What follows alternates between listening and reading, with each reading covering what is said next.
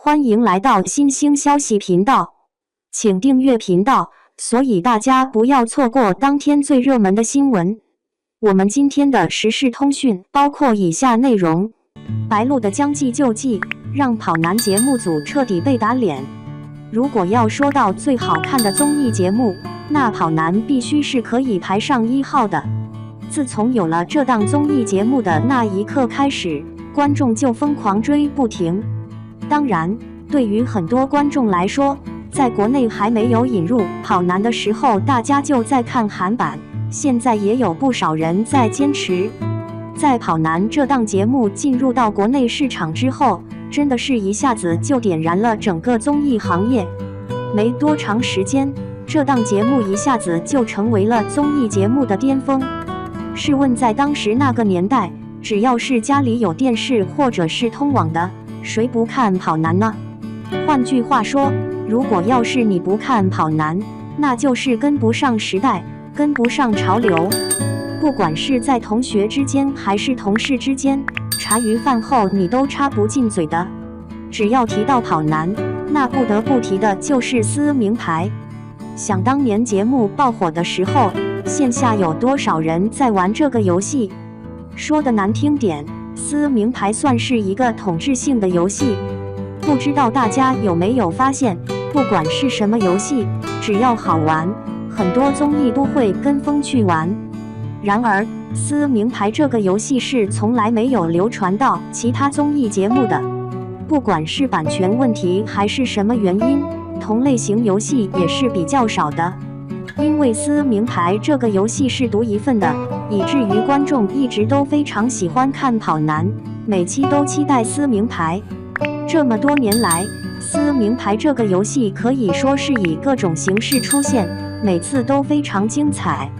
不过这几年是让人有些尴尬的，不知道大家记不记得，在之前有一季的节目中，一整季都没玩一次，真的是太让人失望了。当然，这2年相对好一些了，但也依然是有尴尬的。说白了，李晨和郑恺2人都老了，而且常驻 MC 当中大部分人是没有运动细胞的。说的直白一点，现在的撕名牌根本玩不起来。如果要是玩的话，节目组也只能换一些花样来玩了，不能玩硬碰硬的玩法。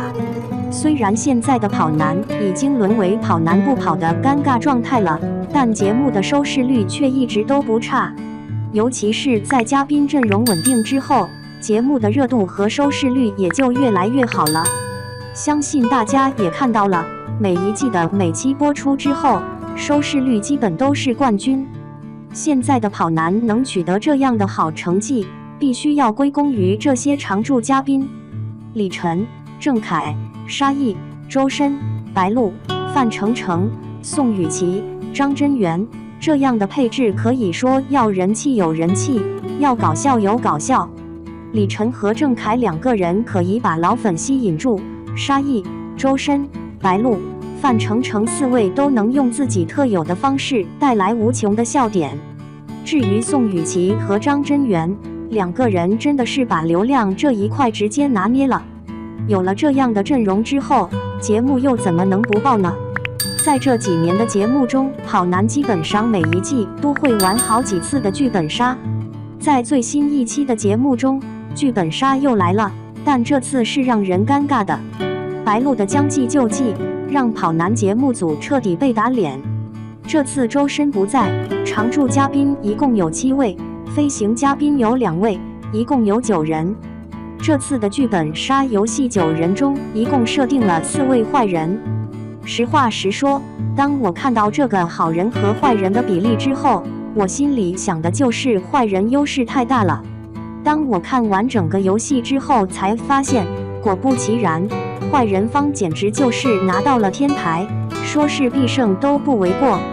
在最后一个推理投票环节中，沙溢、张真源、范丞丞、宋雨琦、陈哲远5个人分在了一组，李晨、郑恺、白鹿、张若楠4位分在了一组。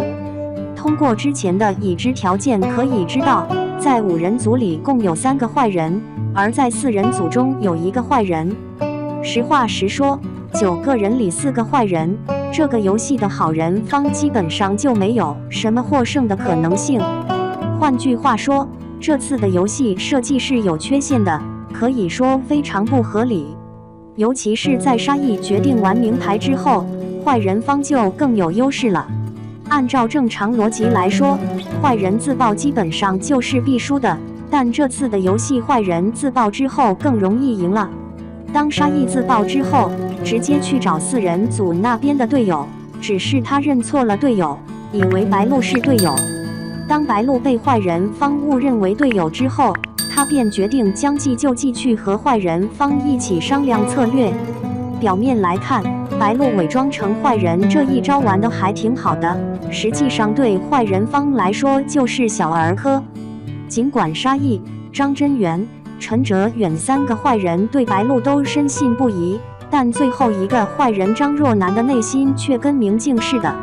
当白鹿将计就计的时候，张若楠其实早就准备好了螳螂捕蝉，黄雀在后。说白了，就算白鹿再聪明，他也不可能带着好人方翻盘的，因为从他决定将计就计的那一刻起，张若楠就早已盯上了他。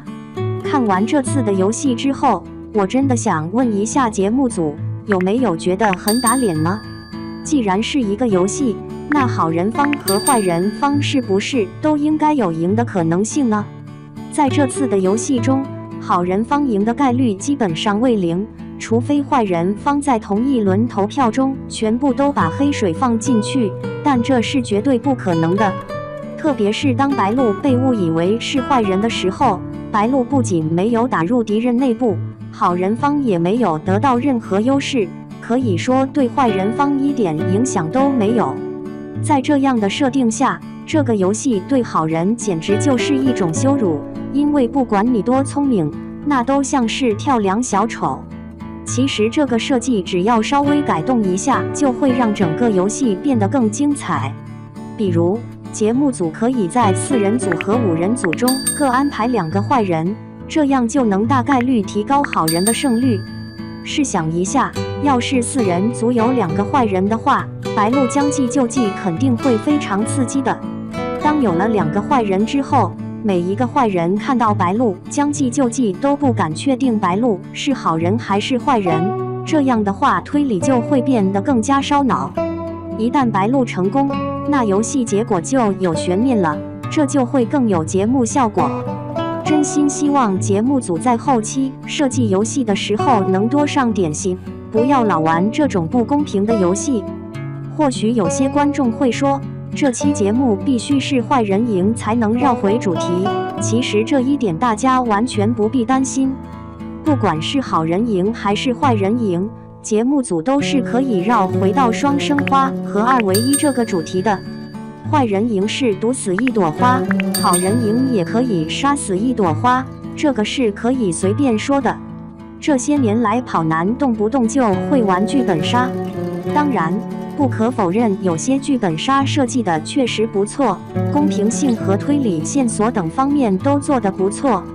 然而，有些时候设计的剧本杀真的是没眼看，不仅没有任何公平可言，有时候逻辑上还存在很大的问题。